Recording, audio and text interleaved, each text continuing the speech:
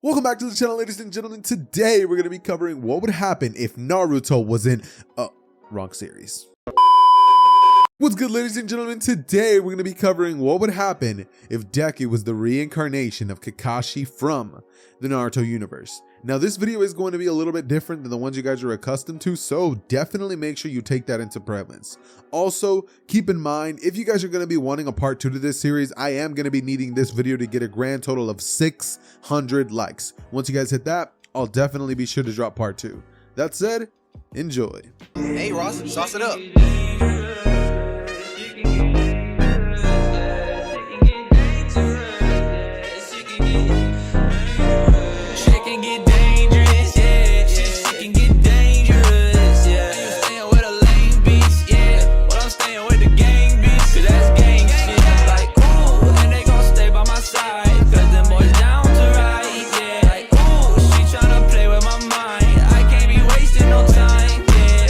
Wait, kid, don't go in there. There's a villain.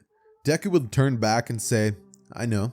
As from here, he would begin to leap from building to building until he gets even higher than where Kamui Woods would be. A gigantified villain would be there, and even the pro hero, which would pretty much be Mount Lady, would be approaching very quickly. However, before any of that could take place, Izuku Midoriya would proceed to weave a bunch of hand signs before then creating a Raikiri in his hands and slamming it down on the villain. Now, the way that this would work is he wouldn't pierce them via like holding his hand out like a blade. Instead, he would place his hand on this villain, electrocuting him and causing him to completely be taken out of commission. The villain would then fall onto the ground as Izuku would turn up and look as Kamui would be just about to perform his lacquered wood chain prison whatever, and Mount Lady would just be standing there like just dumbfounded. They'd be like, "Kid, who are you?" And Izuku would say, "Don't worry about it. I realized that there was a villain, so I stopped him. I know I shouldn't have used my quirk, but I was on my way to school and he was kind of in the way." From here, Kamui Woods would like stop, get serious and go over to Deku and say that was so impressive, you know, like he would definitely want him to go to his agency one day. And Deku would say that he'll think about it. He would say to just give him his card and he'll put it into his file. And Kamui would be like, "What?" As Izuku would say, "Yeah, just like give me your details and like I'll see if I pick you." And Kamui Woods is like, what? Like cards? And Deku then opens this little mini pouch, right? And Kamui looks and he sees that Izuku has this pouch filled to the brim. Like, I'm not kidding y'all, filled to the absolute brim with pro heroes and how much they want him to go to his agency. And Izuku would put his little card thing in there and then be like, "All right, gotta go. That'd be late for class. Actually, I'm already late." As from here, he would body flicker out of there and Kamui Woods would be like, "What?" As you know, Izuku would then proceed to arrive in class after having used a negligible amount of chakra. And considering the fact that Kakashi isn't Deku, and this time around he came without the Sharingan. I know what you guys are thinking. You guys are probably like, "Oh, why wouldn't you give Deku the Sharingan? What are you doing?" Look, it's what if Deku had, or sorry, not had, but what if Deku was Kakashi's reincarnation? And we're using the version of Kakashi after the war without the Mangekyo. I know. Yes, it's boring. Yeah, whatever. But look, this version is more powerful, you know, than, you know, like at least, you know, part 1 Kakashi, and it's actually going to include all of Kakashi's moves, like 1,000 jutsus and stuff like that. If you guys want to watch Deku with the Sharingan, you guys are always free and welcome to watch What If Naruto, or sorry, what if Madara was in MHA? What if Deku had the Sharingan? What if Deku was Sasuke's reincarnation? I have a bunch of Sharingan videos on this channel. And if you guys would like to see Deku in the Naruto world, I have a What If Deku was Isekai'd into Naruto series. That one is a banger. Like, I'm telling y'all, absolute certified banger. It's like a 2 to 3 hour long video, and it's just incredible how good that video is. Like, I went into detail with that one. Like, let me tell y'all, I got down. At least top 3 what ifs I've ever made. But anyways, that's not the point. Point is, he would arrive back in class, and once inside, Bakugou would look at him. As from here, he would like go on and like wrap his arm around Izuku and say, "Hey, so we hitting the arcade today or what, Deku?" As from here, Izuku would say, "Can't today. It's my mom's birthday. Sorry, Kachan." As from here, he would go towards his desk, sit down, and just literally stay quiet. Then out of nowhere, he would whip out a manga and begin reading. All of a sudden, the teacher would begin giving his lesson and he would realize that Deku was just reading his manga. Ultimately, he lets it slide because he is the smartest kid in the class and nothing he can ever do ever stumps Deku. It's almost like he's paying attention even though it looks like he's not. So Deku ultimately would finally hear Bakugou standing up on the desk proclaiming to everyone that he and Izuku will go to UA and become the greatest heroes ever. You know what I mean? And all the class would be going crazy. They're like, yeah, you guys are gonna be #1. And you know, Bakugou's getting all hype and he looks at Deku and he's like, right, Deku? And Deku would look back at him and say, yeah, sure, Katsuki. As from here, Bakugou would say, dude, you really gotta lighten up your mood. Like, you're down right now, Midoriya. And Izuku would turn towards him and say, sorry about that. And then he pretty much just grabs the stuff after the bell rings and would body flicker out of there. The teacher would say, Midoriya, stop using your quirk, in like a very he doesn't really care kind of way.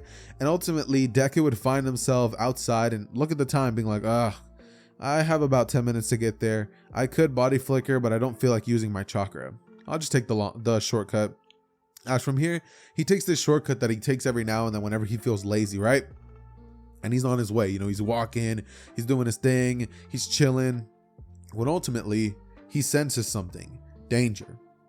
Out of nowhere from underneath him, the sewage lid would burst right open, and then this sludge villain would appear before then saying, hey kid, give me your body, I didn't know that freak was in town. Deku turns to see this gigantic sludge green monster in front of him, and he would simply sigh as he looks up and decides that he's not having it today. Like seriously, like he's gonna be late. And the sludge villain would be ready to take out Deku's body and stuff, right? But Deku would just not be feeling it. And ultimately, Deku would go towards the sludge villain and punch it, like just straight throw a full power punch at it, expecting it to probably like get hit and like take damage or something. But the sludge villain would laugh and say, dumb kid, my body's made of water. When Deku would ultimately say, yeah, I know. And you know, his Chidori would pretty much begin getting powered inside of the sludge villain, shocking it completely and causing the sludge villain to be taken out of commission. Kakashi, yes, I mean Kakashi, would then sigh and say that this world is so complicated. It's nothing like the one that he remembers. As for Mirio, he has a flashback to his previous life, and the reason for that is because this is Kakashi. Like, let me break it down for you in layman's anime breakdown terms or whatever.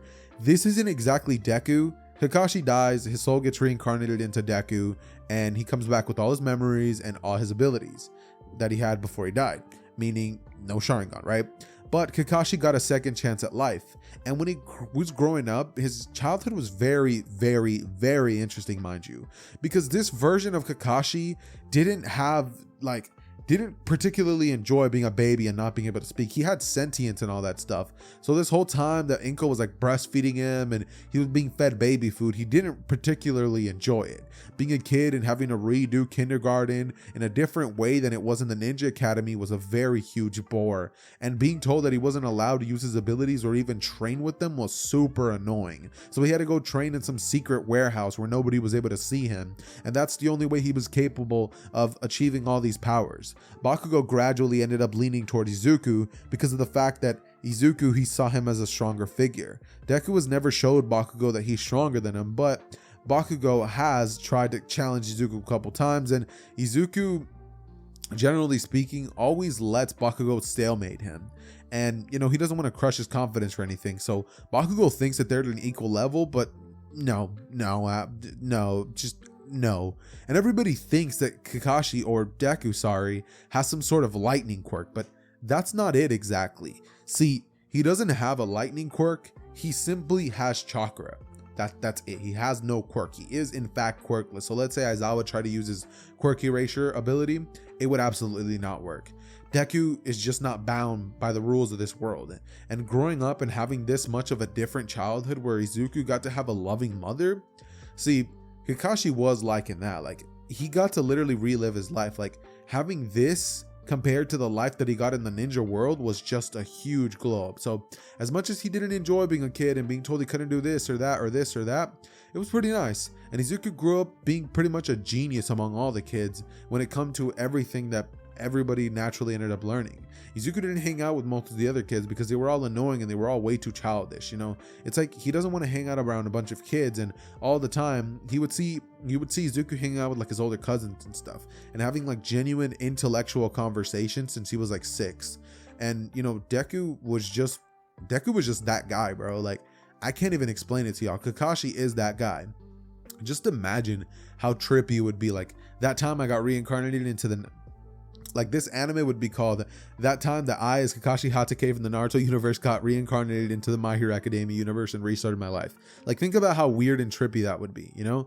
Like, he doesn't understand this world. He only understands his world. And whenever he sees villains, he like wants to take them out permanently. But due to the fact that this world works differently and the hero code conduct says you shouldn't kill villains, well, he's not exactly allowed to do that, should I say. So yeah, it's a little different from the world that he grew up in and the world that he had to experience growing up. You know, he had a lot of loss. His original dad, dead. His original female friend, dead. His original male friend, dead. His sensei, dead. His sensei's wife, dead. His friend that he ended up making in the Anbu, he ended up dying to his younger brother. His whole entire world basically died when Kawaki took over and went crazy and all that crazy stuff. He died to Kawaki. Let's just assume he dies to him, right?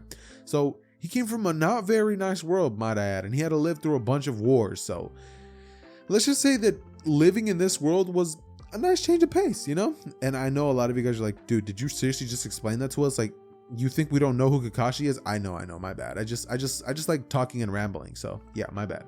But anyways, though, continuing on forward with the story, what would pretty much end up going down is Izuku would make his way on home before All Might could even get there. Like, he literally shocks the villain and straight just body flickers out of there, saying that earlier, like, he was tired, but this sludge villain made him waste time.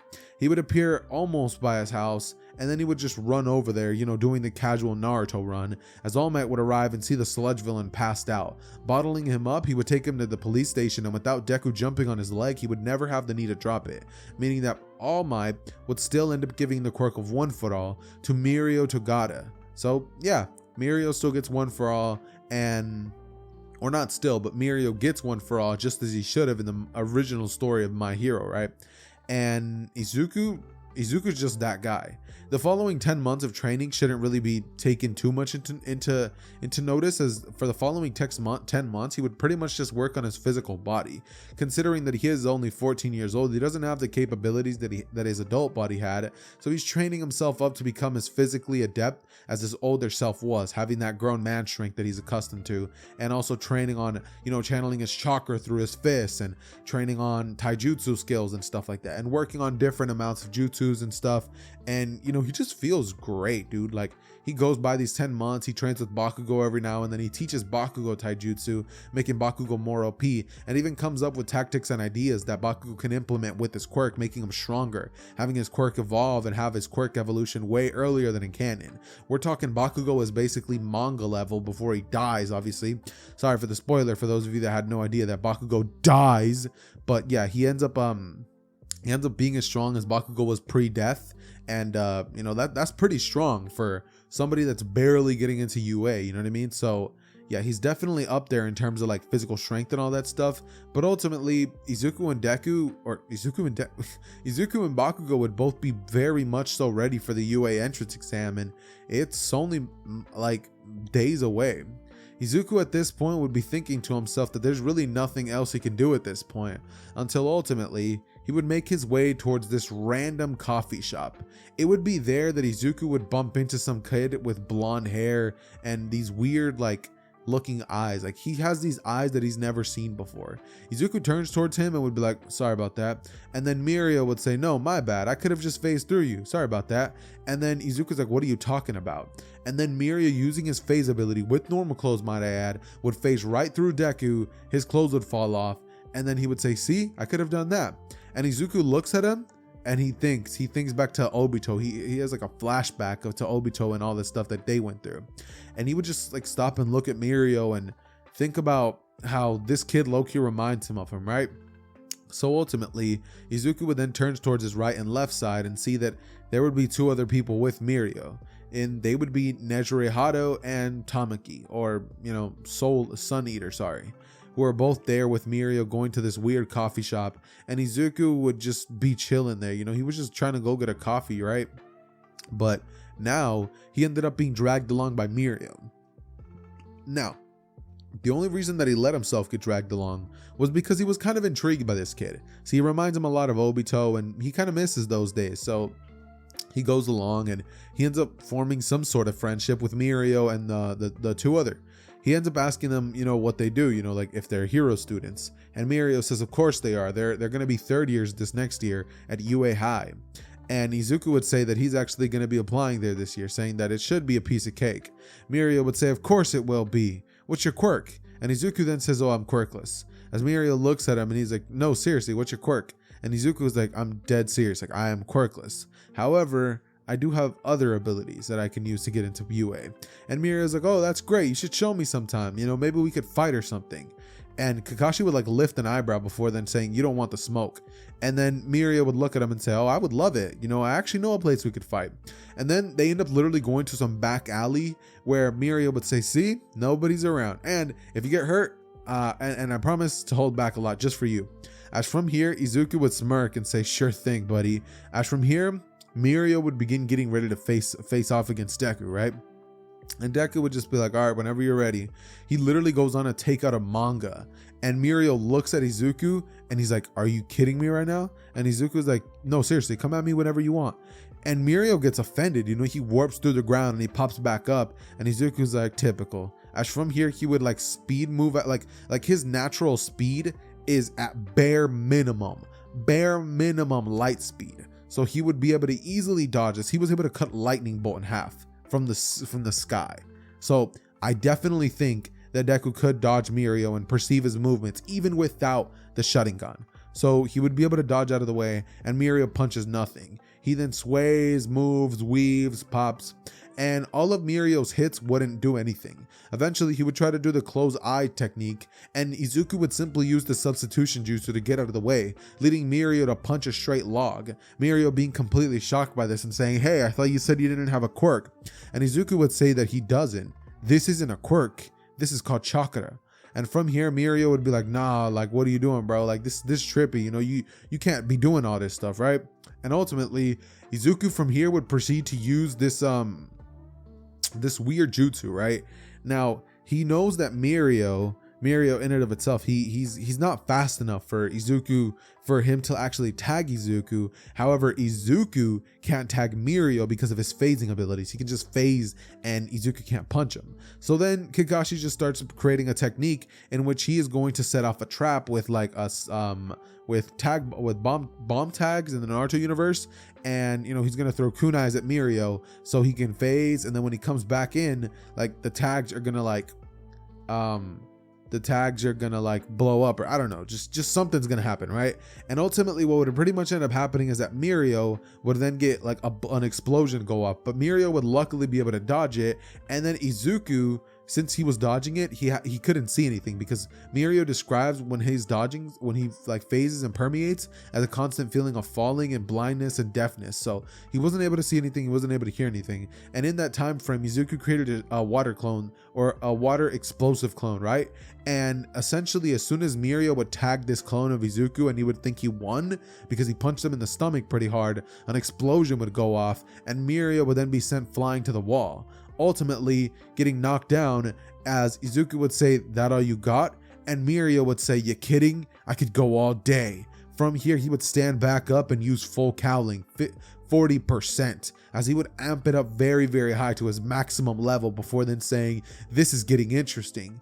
And then, you know, Nejire would be like, hey, don't you think you're taking that too far, Mirio? You shouldn't be using your quirk on somebody who's not even in UA. He's like 14 years, give it a break. And Mirio would say, oh, that's right. Sorry about that. I got too ahead of myself. I guess I just don't like losing. Your quirk is amazing. You know, he starts praising Deku and saying he's so strong and so good. And Deku just looks at Mirio and he's like, nah, bro, like that's all you. Like if it wasn't me, you would beat everybody else in this world, but I'm just built different. And Mirio was just completely unsure of how to take that. Like, do I take that as a compliment or do I take that as offensive? Like, he's completely unsure of what to do, but ultimately he just takes it as a compliment and just continues going on. And then Deku would finally find himself with both Nejire and Mirio's numbers in his phone. Not Tamaki, because Tamaki didn't feel like giving it to him and he pretended like he didn't have a phone. Izuku obviously knew he had one, but he wasn't going to pester him or bother him. He understands what it's like to be an introverted person every now and then, so he just leaves it at that, and ultimately the day would finally come for the entrance exam. Izuku would end up getting picked up by Bakugou's mom, and she would begin beeping the horn, being like beep, beep, beep, beep, beep, you know, like signaling that they're outside. Bakugou sticks his head out the window and goes, "Hey nerd, come outside." As from here, Deku would look outside, see Bakugou sigh, and then be like, "I'm coming." As from here, he would grab his bag, grab a little like plate of food, and make his way there. Bakugou would say, "Is that French toast?" And Deku's like, "Yeah." He's like, "Let me get some." And then Deku's like, "Seriously, you haven't ate breakfast?" And he's like, "Nah, dude, we were gonna stop by McDonald's or something." And then Deku was like, "Oh, you know what? Like, yeah, you could have some, I guess." As from here, he's like, "You gonna get me something though?" And Bakugou's like, "Fine." As from here, they make their way to the UA entrance exam. "Welcome to McDonald's, sir. What can I get you started with?" "Hey, yeah. I'm gonna get 3 sausage egg McMuffins, no cheese, 3 hash browns." "Bakugou, you want anything?" "Yeah.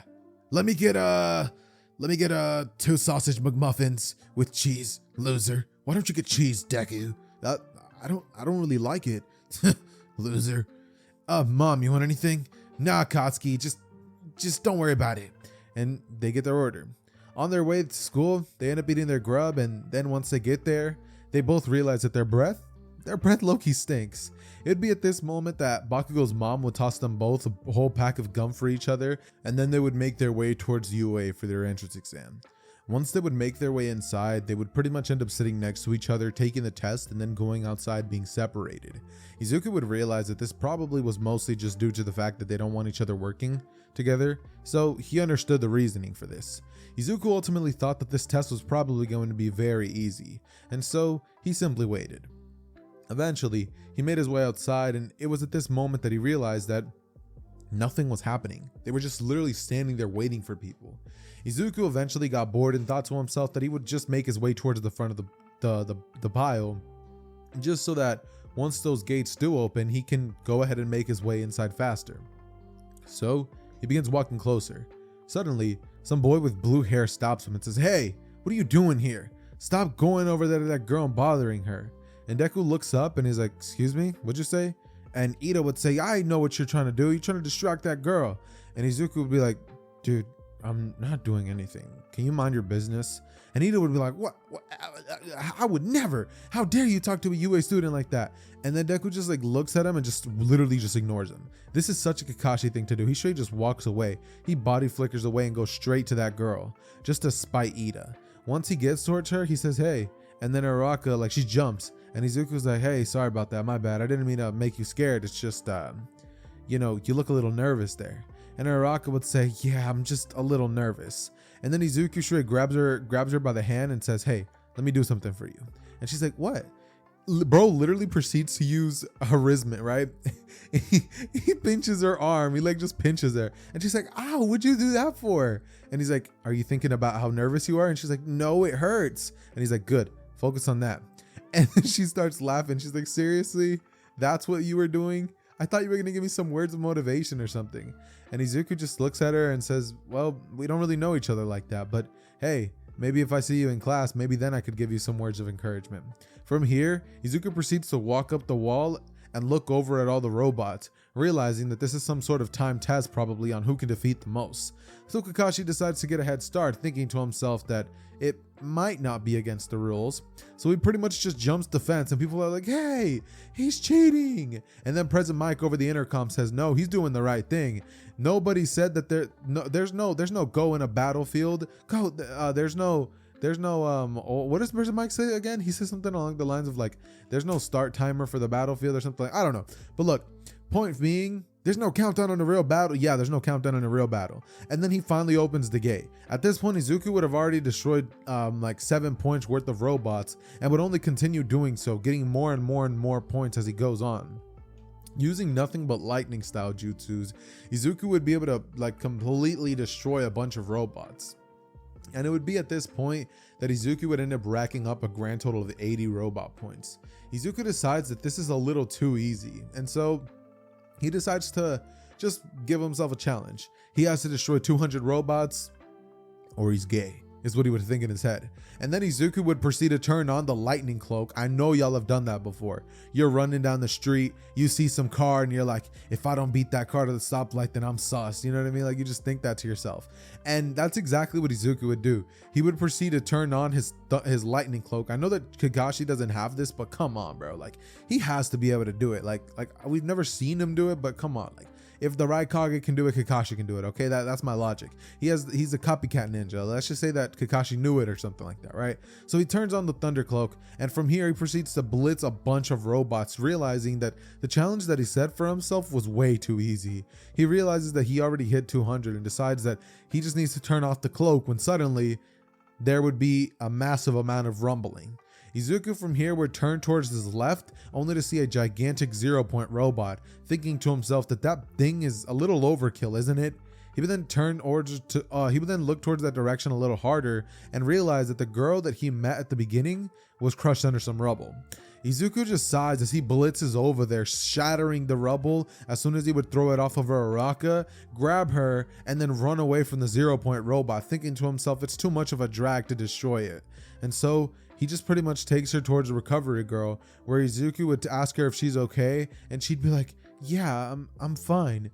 Izuku's just looking like a whole cutie to her right now, but he has no time for that stuff. Like, if you really think about it, that's weird. Because Izuku, technically, he's not Izuku, he's Kakashi, right? And Kakashi's not interested in girls, you know, like, he doesn't care about that. He's well past that age, you know. He's not that time I got reincarnated as a 40-year-old man and fell in love with a 12-year-old, you know, like, he's not in that show, right? So instead he pretty much just goes home and that's it. And then he texts Bakugou and he's like, so how many points did you get? And Bakugou's like, about over 100. What about you?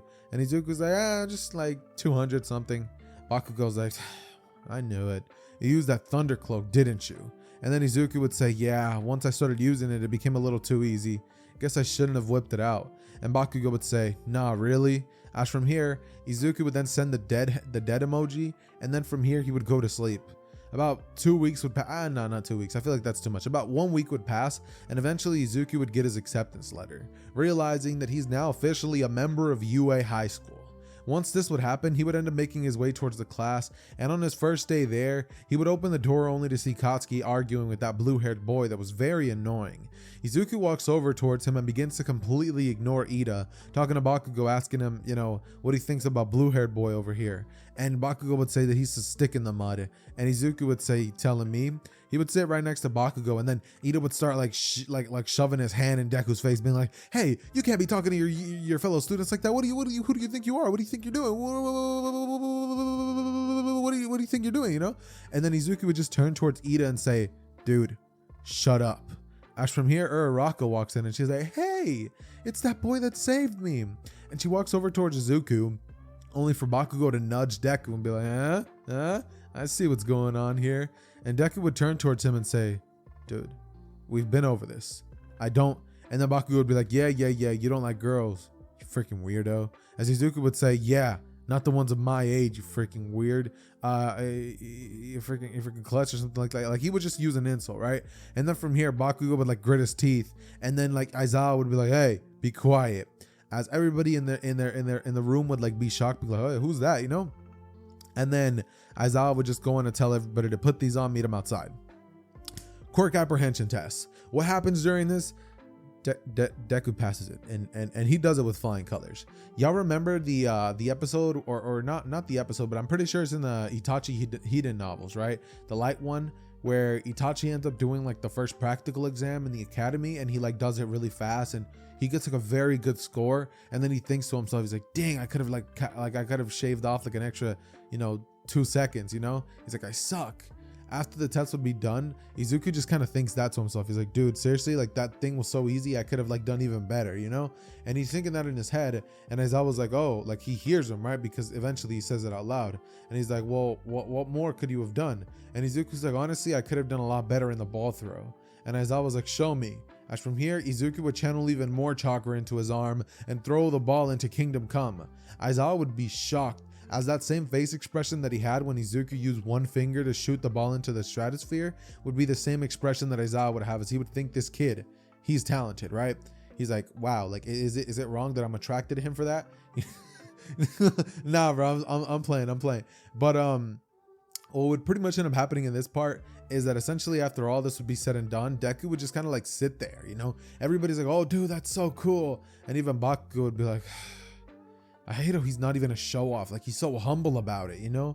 And then Izuku would just turn towards Bakugou and say, let's go home. As, you know, they make their way towards their houses, and eventually 2 days would pass in which finally they find themselves in the class with All Might. All Might busts in through the door being like, I am here, walking in like a normal person. As everybody looks at All Might and they're like, oh, it's All Might. You know what I mean? Everyone freaks out. And All Might would be like, yeah, send for me, do it now. And then out of nowhere, we get a random character, special cameo. Trunks comes in out of nowhere, future timeline, you know what I mean? And like he gets there and he's like, he looks around and then he sees it and he says, wait, don't shoot. This man is not black. And then, you know, everybody just kind of like looks at him and then Trunks is like, oh, wrong timeline, as he just leaves.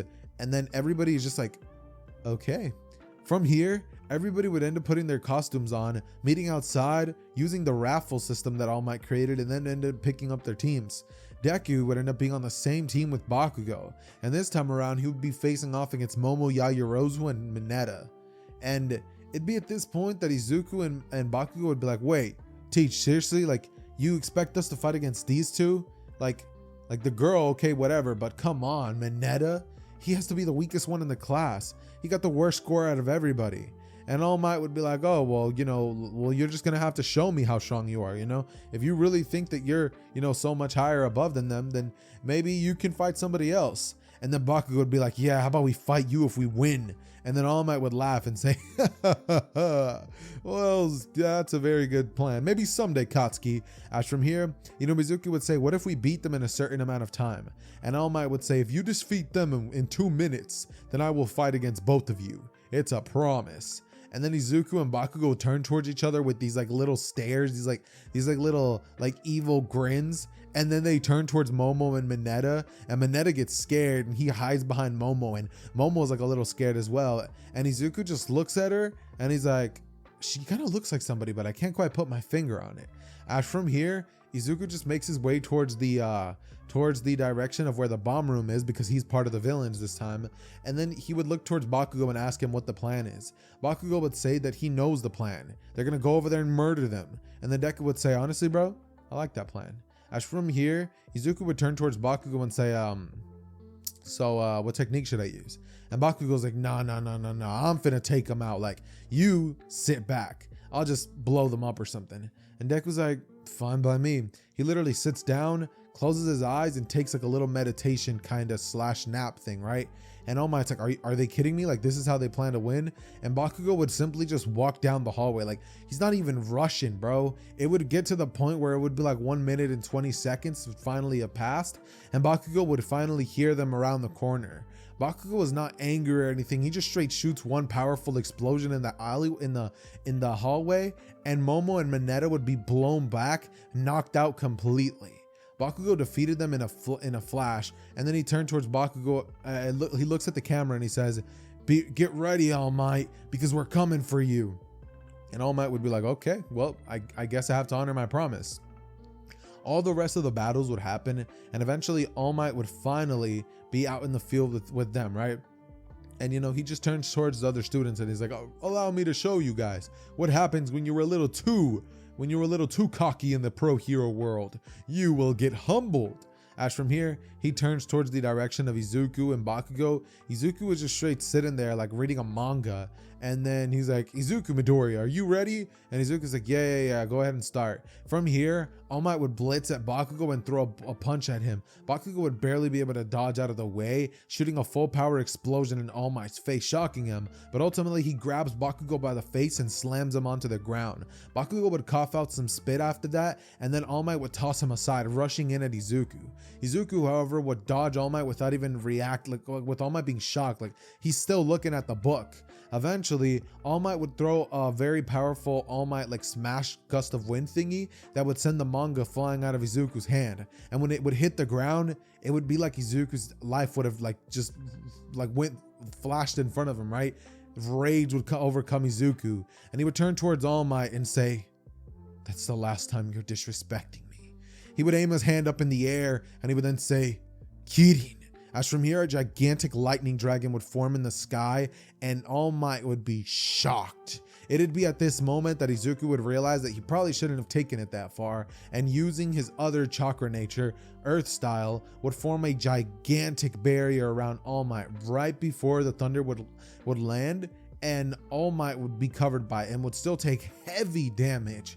However, not enough to like force him out of his All Might form and turn into Small Might, right? The entire class, after seeing that, would be like, how did you? And Bakugou would be looking at Izuku being like, I didn't know you had other quirks. And Deku would just look at Bakugou and say, dude, I literally told you, I don't have a quirk. It's chakra. And Bakugou would be like, yeah, whatever, like chakra, schmakra, like your freaking ability gives you access to so many things. You have lightning, you can walk on water, you can walk on walls, you can do all this crazy stuff. Like, well, what's up with that? You know what I mean? And then Izuku would say, I don't know, dude. Like, I'm just him. You know what I mean? And Bakugou would just like sighs. He's like, whatever. From here, they would both end up pretty much just passing that whole thing. All Might would then have to end class early, and then everybody would go over towards Izuku being like, how are you this strong? Like, you realize you just took the #1 hero out like it was nothing? Like, dude, like, let's hang out after school. Kaminari would be like, dude, I bet you must get all the girls with that much strength. And Mineta would be like, yeah, you think you could help me get some girls? And then from here, Izuku would say, nah, I don't like you. As from here, he would end up just like walking away. And Bakugou would just like be standing there, you know, he's just like, that damned Izuku. Always 5 steps ahead of me. Every time I think I'm getting closer, he pulls something out of his bag of tricks. Dang it. It's like he's leaving me in a shadow. He would grimace a little bit at the thought, but ultimately realize that it's whatever, you know. You know, his whole life, Izuku has been like able to keep up with him, but it like recently, only during the 10 months of training, would Bakugou realize that he was actually always the weaker one out of the two, right? And this kind of hit Bakugou because all his life he believed that he was the alpha and Izuku was like his sidekick. But now he's starting to realize the roles reversed a little bit, and he doesn't really particularly like that, right? But ultimately, Bakugou would just kind of sigh and think to himself, whatever, as ultimately he would end up texting Izuku being like, hey, that was some jutsu back there. And Izuku would say, thanks, took me a while to perfect it again. And Bakugou would be like, what do you mean by that? Sometimes you'll talk to me and you'll say again, like, I'm confused. And then Izuku would be like, oh, right, I haven't told you yet. Here, come over to my house. Bakugou from here would go over towards Deku's house and he would make his way there. Izuku from here would be sitting on his PC setup. It looks exactly like mine, so sexy, of course. And then he would turn towards Bakugou and say, I never did tell you how I have all these abilities, did I, Bakugou? And Bakugou would be like, nah, you didn't. And then Izuku would say, okay, well, let me explain. So, you know how my whole life you've known me as Izuku Midoriya? And Bakugou would say, yeah, like, what are you going to tell me? You're not Izuku or something? And Deku was like, oh, no, I am Izuku, but I'm also somebody else. And Bakugou would be like, what are you talking about, Deku? As, you know, he stands up, and then Izuku says, well, I am Izuku Midoriya, but I'm the reincarnation of Kakashi Hatake. I don't know why, and I don't know really particularly, you know, why I have all these powers or anything, but for some reason I seem to recall my past life. And then Bakugou's like, so, guess reincarnation is real. And Izuku would say, I don't know if it's like that, but all I know is that my soul, it for some reason transferred onto this body. Ever since I was a kid, I had to pretty much relive what it was like to be a kid. And can I be honest with you, Bakugou? It was great. In my past life, when I was a kid, I was born into warring period. My father killed himself because he failed the mission, and he was embarrassed so much to the point where he thought that he didn't deserve to live anymore. Then after that, I lost my sensei and my sensei's wife, along with any semblance of hope that I had for my life as well after that. My best friend died in front of me trying to save my life. My female best friend, I had to kill her myself using the Chidori. After all that ended up happening, I was left in a state of just shock, sadness. I didn't know what to do. But then, a ray of light finally was born. Naruto Uzumaki. Once he was born, I ended up finally being introduced to Team 7 about 13 years later. He changed my life. I became Hokage, I went through another war, I lost my shutting gun, and eventually I died when a man by the name of Kawaki was taken over by an Otsutsuki member. Some sort of omni being that has the ability to absorb planets. It was strange, but after that happened, I woke up in this body and I've just been trying to live a normal life ever since. And Bakugou would just look at Deku with the most serious expression, walk out the door, go get a bowl of cereal and come back in and say, dude, your dreams are going crazy right now. And Izuku would just look at Bakugou, and realizing that he didn't believe him and he probably shouldn't have even told him that, he breaks out into laughter. And Bakugou's like, dude, I didn't know you even had a sense of humor like that, Deku. What in the world? Your father killed himself? What kind of a sick joke is that, Deku? As from here, Izuku would begin laughing and saying, sorry about that. Didn't mean to get all emotional or anything like that. I just wanted to prank you. And Bakugou's like, well, that was some prank. It sucked. As from here, Izuku would say, yeah, prank. Right. Eventually, the next day in school would happen, and all of them would be on top of a bus. They ended up making their way towards the USJ. All of them were even handed permission slips, seeing as they all had to agree to go, right? They're all on the bus, and they're all discussing, who's the strongest in the class? When suddenly, Tsuyu would pipe up and say, well, obviously it's Izuku. He defeated All Might all by himself. And then other people would chime up and be like, well, Bakugou I think is in second place. And if we had to call a third, it would definitely be Todoroki. I mean, he froze that whole building. Did you guys see that? Maybe he might have the capability of keeping up with that Izuku kid. And then Izuku would scoff at the thought that they think Ice would beat him. Come on now, bro. He's not even Haku level. Get out of here with that weak stuff. You know what I mean? And from here, they would just kind of continue having this talk until eventually the class rep Ida would say, hey, everybody, attention, get out of the bus in a straight line. Everybody does so. And then the Pro Hero 13 would make her presence known. She goes on to give the most boring speech in all of 2020.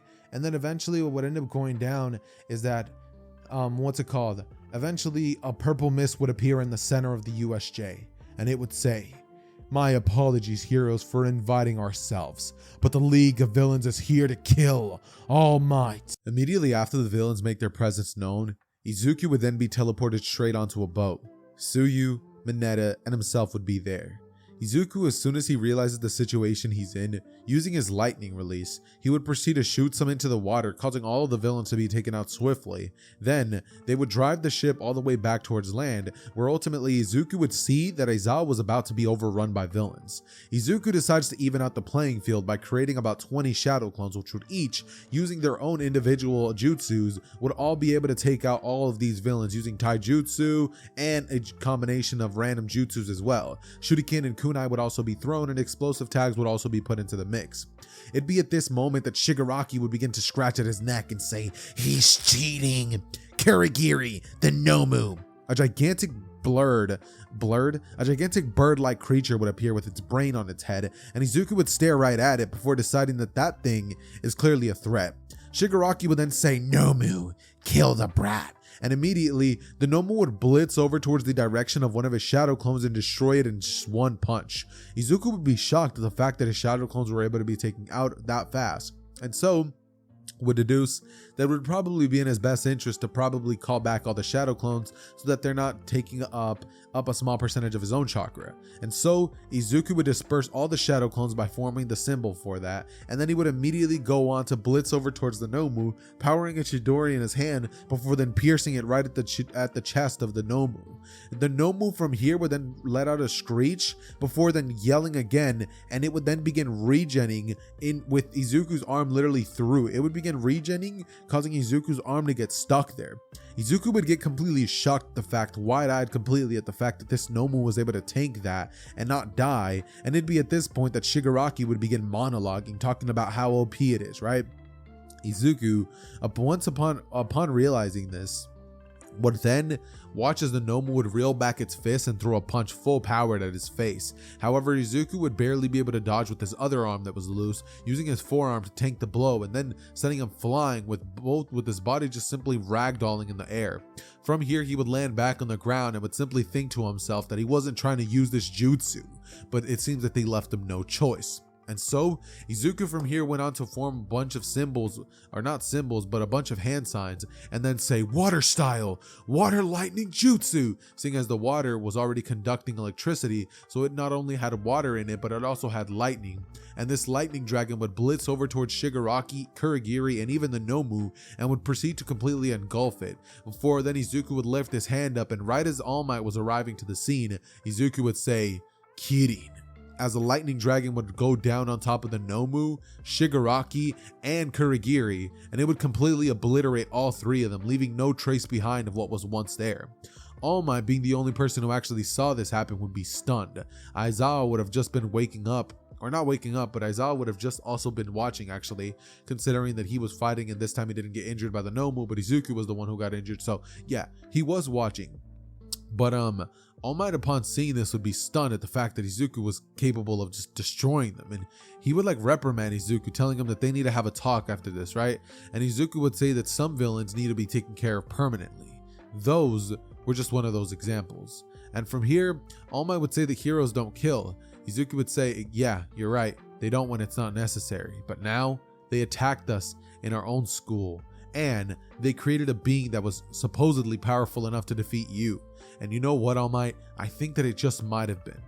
As All Might would be stunned at the fact that Izuku would say that, and from here, he would then proceed to walk off, as All Might would simply just be left there speechless.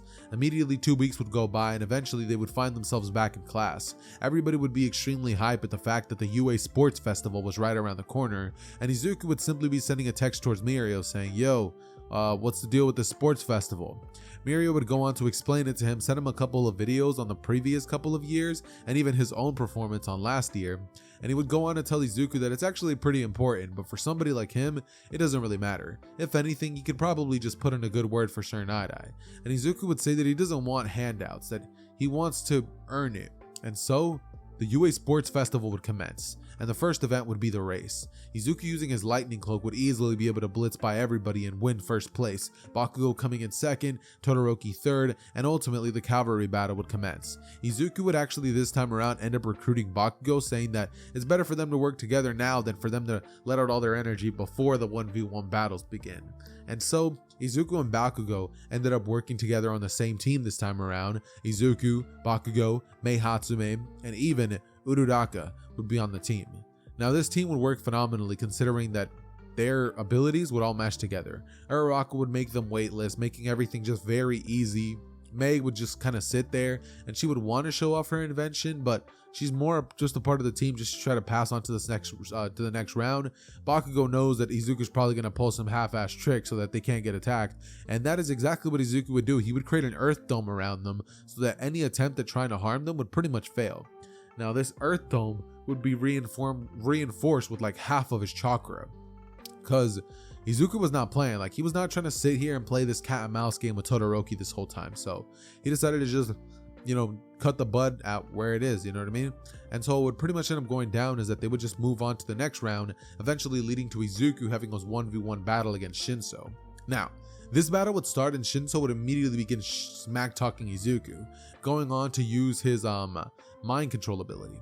Now, Normally, I would say Izuku loses just because, like, if you get caught by Shinso's ability 9 times out of 10, you're probably gonna lose. However, Izuku or Kakashi has been caught in jutsus like the Tsukiyomi. He has been caught in multiple genjutsus, and I ultimately think that Kakashi would be able to break out of it without the use of the Sharingan or any of that stuff. Like, not that he could access it, but he'd be able to break out of it quite easily.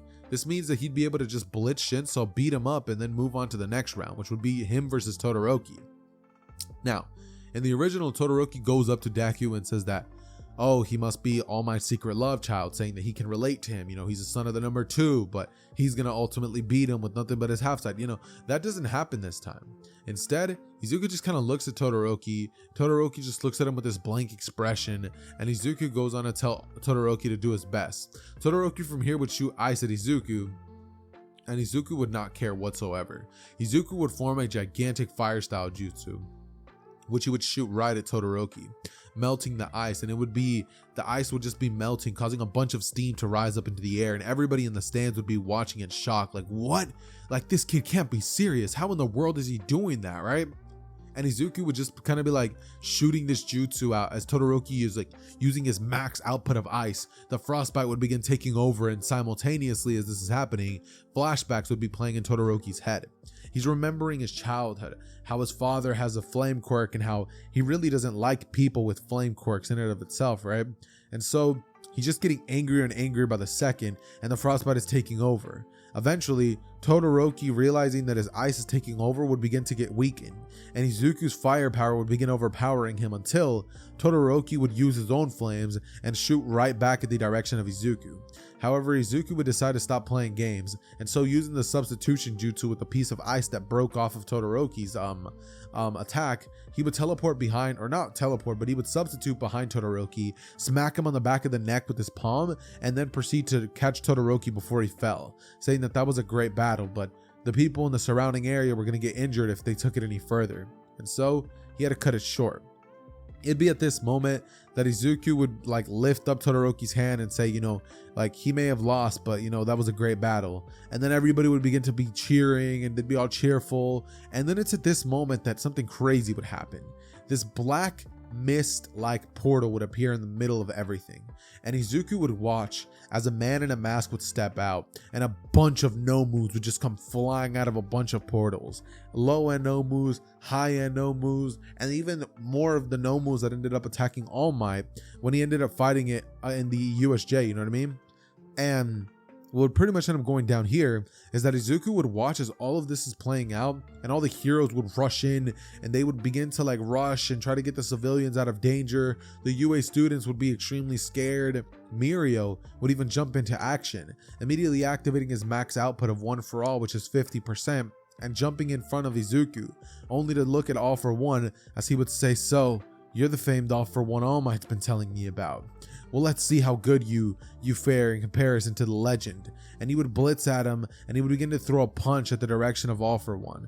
Now, All for One would catch this blow, and one thing that would be very interesting and of note would be that All for One would currently be using Aizawa's erasure quirk, because Aizawa would have previously, like literally just like a minute before all this happened, like right as they, like President Mike and Aizawa took a break from giving their own input on the battles and stuff like that, All for One would have pulled up, like straight stole Aizawa's quirk, and then as Mirio's trying his best to like help, he can't.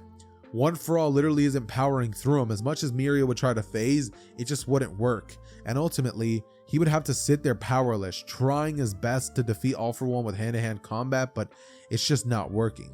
Ultimately, Mirio would get pierced through the stomach with some blades that All for One would create in his hand. The black tendrils with red markings that he uses, the iconic All for One attack. As Izuku would watch all of this go down, he would walk towards the direction of Mirio, place his palm on him, and begin using medical ninjutsu on him to try to make it so that Mirio could ultimately survive. From here, Izuku would turn back up towards All for One and ask him why in the world he's here. Like, did he seriously have some sort of death wish? Like, he could have just stayed home, everything would have been fine, but instead he decided to pull up here, and now unfortunately he's gonna die. And All for One would laugh and be like, "Kid, what do you know? You know what I mean? Like, you couldn't do a thing to me even if you tried." And Izuku would say, "I couldn't? I bet. As from here, weaving a bunch of hand signs, Izuku would go on to form this gigantic tornado wind style jutsu that he would have created by himself, right? Now this jutsu would form a vortex around them which nobody could enter nor escape. And Izuku would say that this is an all-out battle to the death, that he doesn't believe in letting villains go to jail, that it's either death or just death. That's all Izuku has out for the villains that he faces off against. And All For One would laugh and smile, saying that he's a fun hero. As from here, he would blitz in towards the direction of Izuku, and Izuku would proceed to dodge out of the way of All For One's attack. All For One at this current moment would be using his erasure quirk on Izuku, and he'd be shocked when he realized that it's not working. He would question Izuku on whether his quirk is a mutation type, and Izuku would say that it's not. He doesn't even have a quirk. He's quirkless. As from here, Izuku would go on to use a water style jutsu to shoot a massive water bullet at the direction of All For One. However, with nothing but a force field in front of him, he would break it. And ultimately, Izuku would decide that he should probably stop playing games with All For One. I mean, he is the big bad of the universe for a reason, right?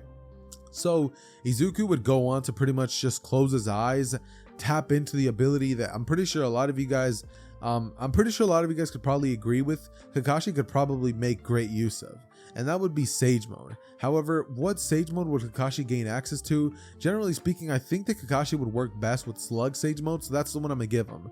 Slug Sage Mode would activate, and he would also activate the Thunder Cloak. As from here, he would proceed to blitz in at All For One and just straight Chidori. You know, he used the key to All For One's heart, and All For One just straight falls onto his knees and just dies.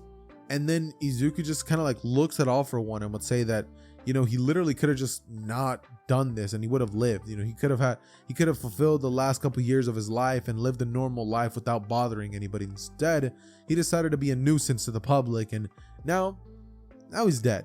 So good riddance, he would say, as he would stomp out All For One's head. And from here, he would pretty much look around as a bunch of Nomus are currently fighting with the top 10 heroes, right? But Izuku would go on to form a bunch of shadow clones, and these shadow clones would go on to assist with the ultimate takedown of all of these villains. Izuku from here would go on to have a next couple of good 2 months, as for the following next 2 months, they would end up pretty much having the final exams, the training arc, not only that, but the provisional license thingy-majigger, and eventually they would all be introduced to the big three of Class 1A.